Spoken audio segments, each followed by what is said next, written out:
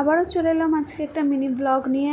আজকে সকাল সকাল বেরিয়ে পড়েছিলাম ডিমার্টে যাওয়ার জন্য, ঘরের কিছু সামানপত্র কেনার জন্য। সকাল থেকে এতটা প্রচণ্ড পরিমাণে বৃষ্টি হচ্ছিলো যে সকাল সকাল বেরোবো ভেবেও বেরোতে পারিনি বৃষ্টির কারণে, তাই একটু বেলাই হয়ে গেছিলো বেরোতে।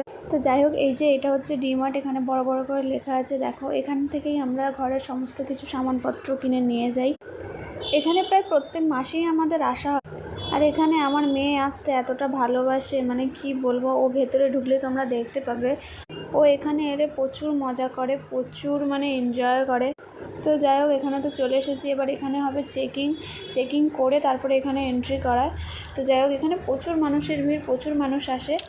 আর দেখো, ও এই যে এটায় বসে আছে, ওর সব থেকে মজা হচ্ছে এটাতে বসে থাকা। ওর এটায় বসে থাকতে ভীষণ ভালো লাগে। ওকে এটা নিয়ে গোটা ডিমার্টটা ঘুরবো আর কি, ওর ভীষণ মজা লাগে। ওর এই জন্যই ওর এখানে আসতে ভালো লাগে, সব থেকে বড় কথা।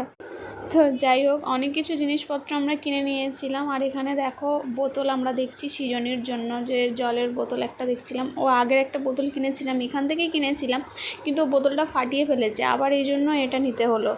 তো ওটা পছন্দ করেছে, এই জন্য ওটাই নিয়েছিলাম। আর এই যে দেখো আমাদের সামানপত্র, কত সামানপত্র হয়েছে দেখো। এই যে এগুলো সব আমাদের জিনিস।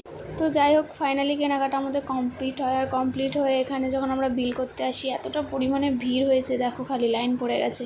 তো জাগমাগ করে ওখানে বিল করে আমরা বাইরে বেরিয়ে আসি। আর তারপরে আর কি বাড়ি যাওয়ার উদ্দেশ্যে রওনা হই। এখানে অটো সামনে দাঁড়িয়ে রয়েছে, তো তারপরে অটোতে উঠি আর বাড়ি চলে আসি। তো আজকের ব্লগটা এতটাই, টাটা।